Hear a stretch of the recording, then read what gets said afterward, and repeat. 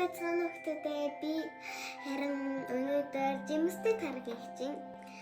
Одоо бүгдээрээ Жимстэй тарга. Жимстэй юу илээ?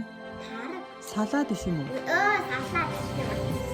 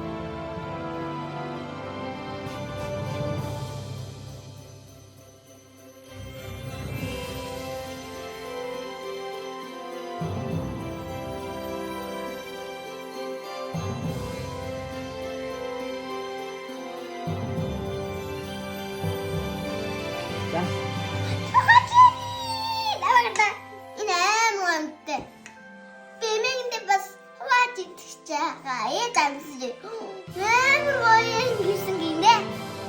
Бэстэ